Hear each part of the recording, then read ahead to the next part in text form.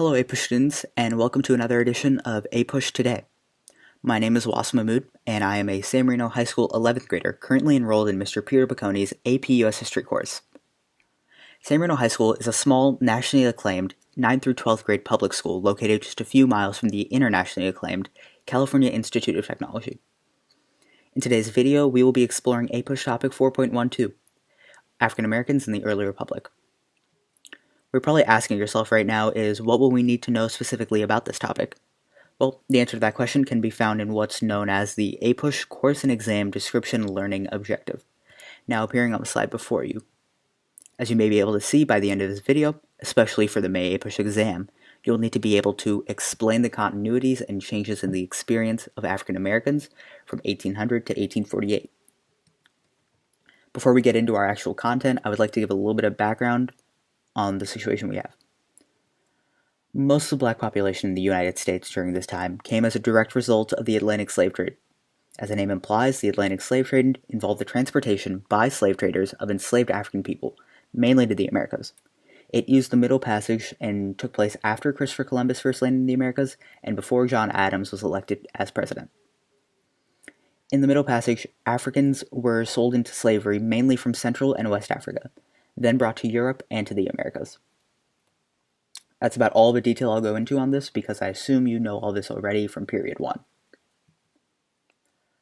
First, we'll go over the Plantation Experience. Here are a few statistics on the African American population in the U.S. at the time. In 1775, as you can see, there was an estimated 500,000 African Americans in the U.S., and by 1800, there were over 1 million. A 100% increase in the population, with about 90% of the total population being enslaved. Most were forced to work in plantations, which were essentially the equivalent to labor camps. Almost all of the large-scale production of cash crops, like cotton and tobacco, were done in these plantations. Because of the need for cotton, there was a large-scale increase in the production of cotton and slaves. As a result, slave owners' ability to oversee their slaves was harshly diminished, leading to the hiring of separate individuals to look after and ensure that the slaves were doing their jobs. Many acts of harsh cruelty were seen because of these new overseers. However, the violation of basic human rights was criticized mostly. An example of this violation is the 6-day work week, in which they would work from sunrise to sunset. However, cotton continued to grow. The growth of cotton was increased to a point where the U.S. is responsible for 7/8 of the world's production. Simultaneously, slavery had continued to increase, but this was less out of cruelty and more of necessity due to the dependence of cotton to the U.S. economy. Though Congress had banned the trading of slaves in 1808, slaves had developed it into a commodity of sorts.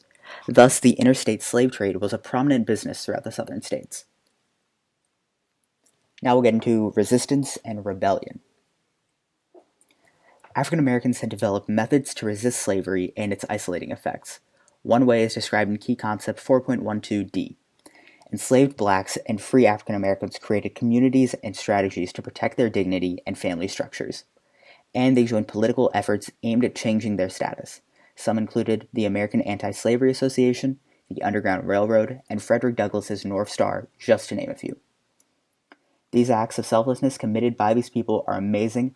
However, some of the organizations are out of the date in which the topic is supposed to cover, 1800 to 1848.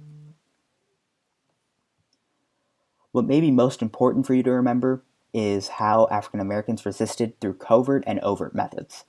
Covert methods of resistance often involved resisting work, pretending to be sick, and slowing down their work. They would also sabotage tools and burn fields or buildings in accidents. Some overt methods included running north to Canada, which had outlawed slavery already in 1834, and the northern states.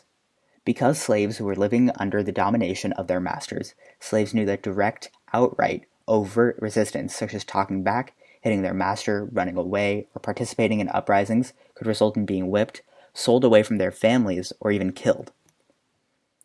Speaking of uprising and rebellion, that brings us to our next topic.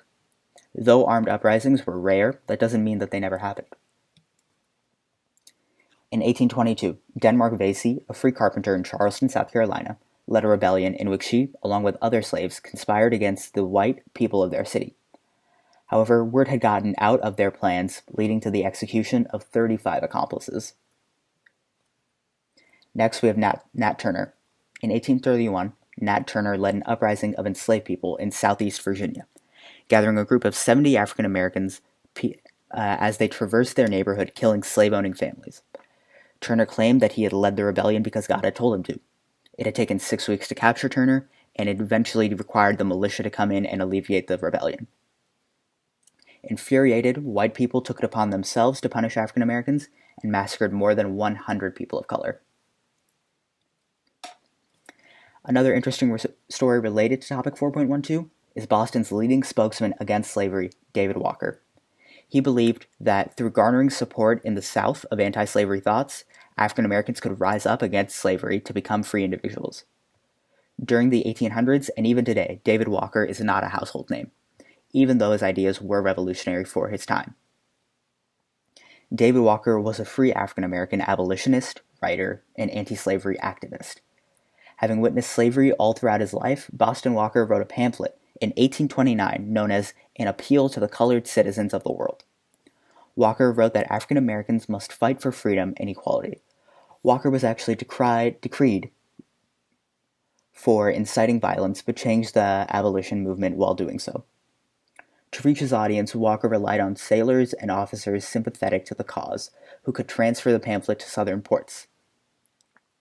While these rebellions were powerful in their message, they did not actually help the freedom cause, as stated in Key Concept 4.12, stating that the rebellions were largely unsuccessful.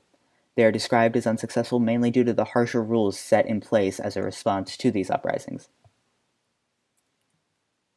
Now we'll go over some steps to freedom. Ironically enough, about half of free African Americans in the U.S. still lived in slave border states, specifically Maryland, Virginia, Delaware, and North Carolina. Free African Americans found work in urban areas as servants or sailors. However, just because slavery was outlawed in the North doesn't mean people of color were welcomed in the region. For quite some time, people of color faced severe racial discrimination, such as they could not vote and inhabited the poorest, dirtiest neighborhoods. This was to change pretty soon, however, because the freedom cause was garnering more and more support. Anyway, we should not get ahead of ourselves here. That can be discussed later. That should be all you need to know about topic 4.12 for the May exam. I hope you are now able to answer the question that was provided earlier, how the continuities changed in the experience of African Americans from 1800 to 1848. Thank you so much for listening.